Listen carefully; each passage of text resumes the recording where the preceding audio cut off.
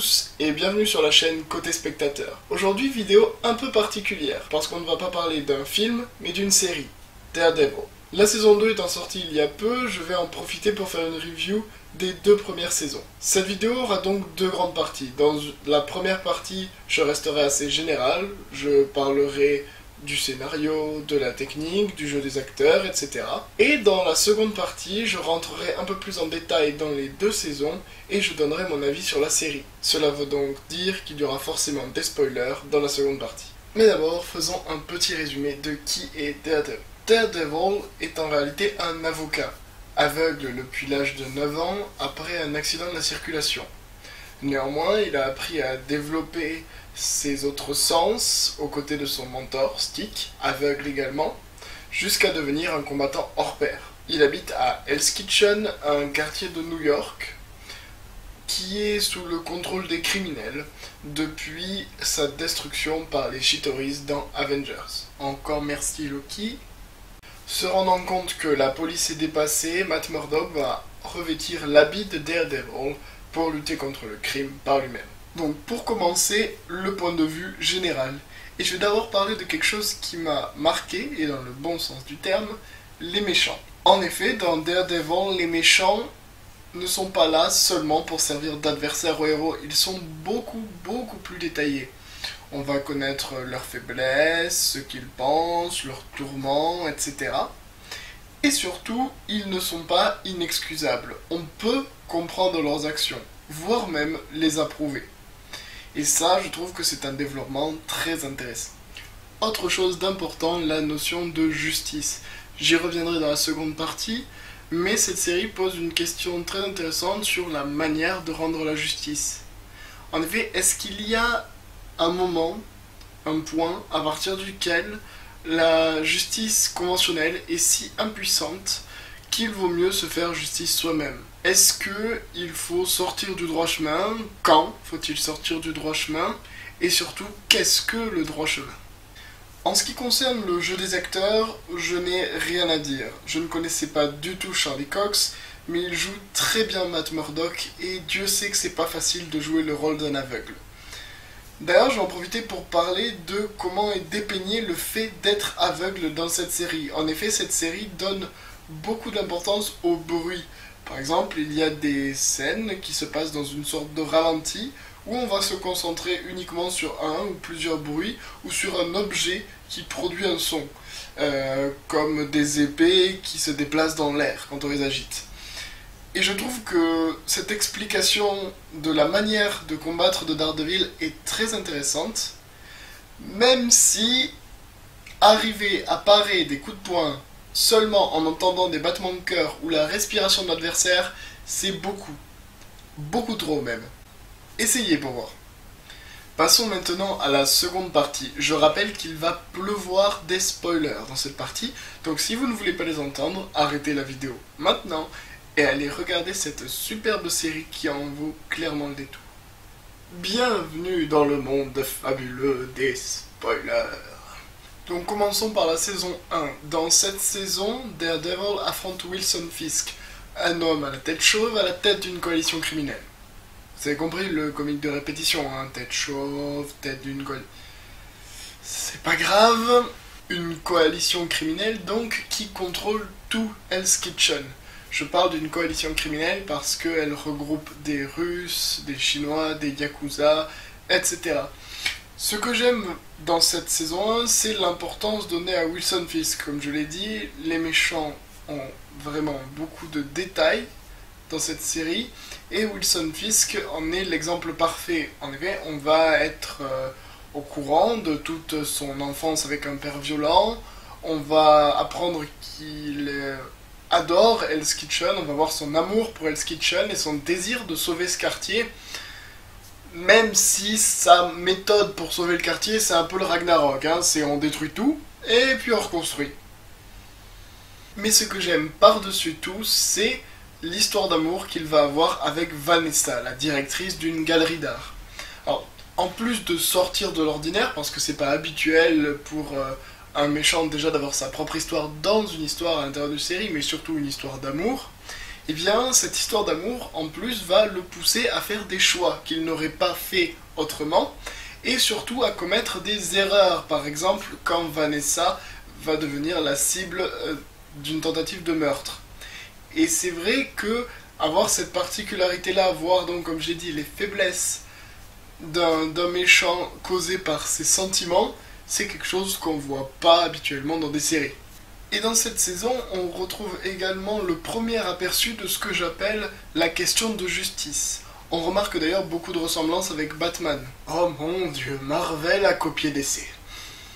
Quand je dis ressemblance avec Batman, je veux dire que c'est un justicier, à nouveau, qui rend la justice, mais est pourtant pas allié avec la police, il est même recherché par la police d'ailleurs. Avec évidemment le rôle du commissaire Gordon arrivant toujours après l'action, qui est cette fois-ci assumé par le sergent Brett Mahomet. Revenons sur cette question de justice, comme je l'appelle. En clair, dans cette saison, Wilson Fisk a des taupes partout. Dans les journaux, dans les tribunaux, dans la police évidemment, et on en vient à se demander, nous spectateurs, mais aussi les amis de Daredevil, ainsi que Daredevil lui-même, si le seul moyen d'arrêter Wilson Fisk n'est pas tout simplement de le tuer. Mais Daredevil va s'y refuser catégoriquement, enfin il va un peu hésiter mais quand même rester fidèle à ses convictions, et l'histoire va lui donner raison car Wilson Fisk sera finalement jugé et emprisonné.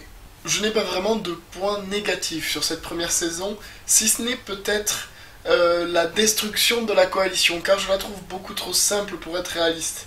En effet, chaque membre de la coalition va commencer à douter des autres membres, et c'est tout à fait cohérent dans une coalition de criminels qu'on doute un peu de ses partenaires, mais là, ça arrive au niveau je vais te tuer, hein, mais dans le doute, juste dans le doute, au cas où. Hein. Passons maintenant à la saison 2.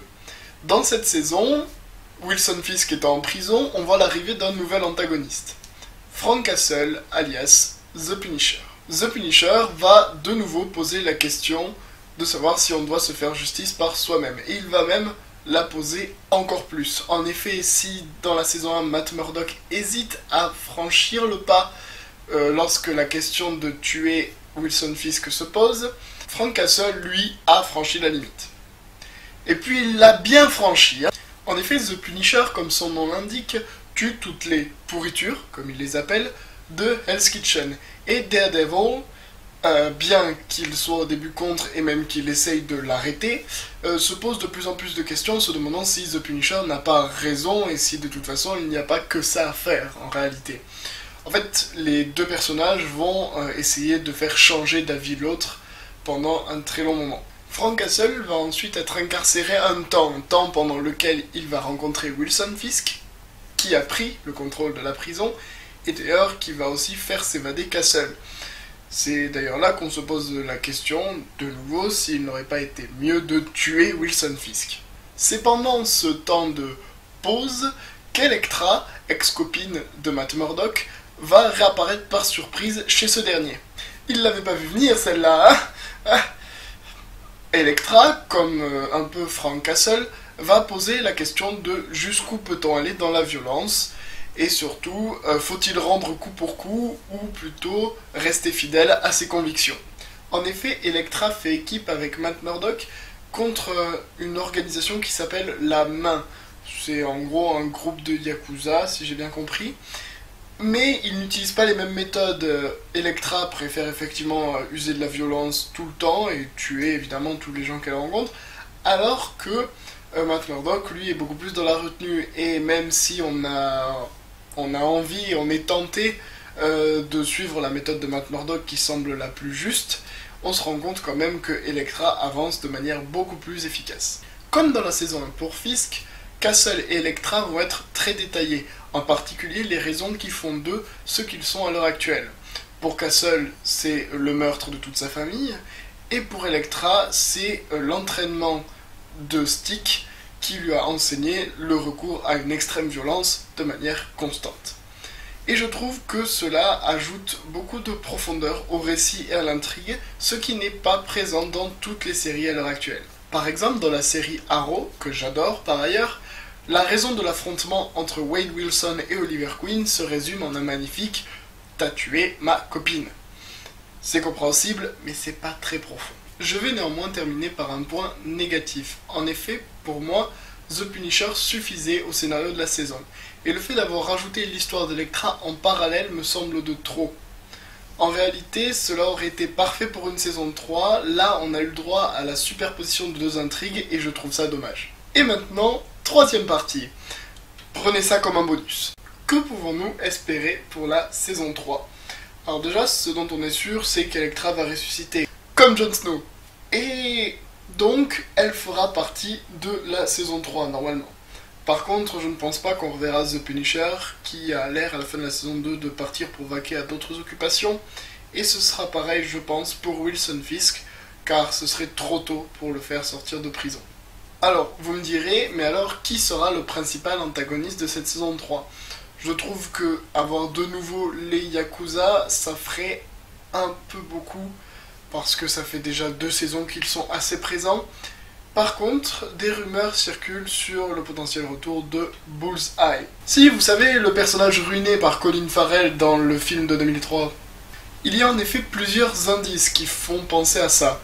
Premièrement, la présence du groupe d'Irlandais, qui est la nationalité de Bullseye, ainsi que celle d'un as de pique, une carte, qui est aussi la signature de Bullseye, dans l'épisode 7 de la saison 1, à côté d'un fusil de sniper. Voilà qui conclut cette review sur Daredevil. On se retrouve très vite pour une nouvelle vidéo. Salut tout le monde.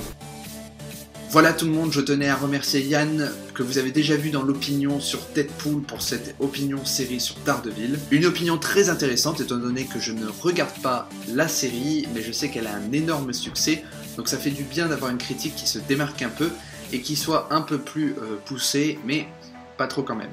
En tout cas, ça donne envie de la regarder, donc merci Yann. Merci beaucoup. J'espère que vous appréciez cette nouvelle émission que je voulais mettre en place depuis un bon moment, mais bon, fallait s'avancer un peu dans les épisodes, se mettre à jour dans les séries ou attendre que les saisons soient finies. La prochaine opinion série ne devrait pas tarder à tomber.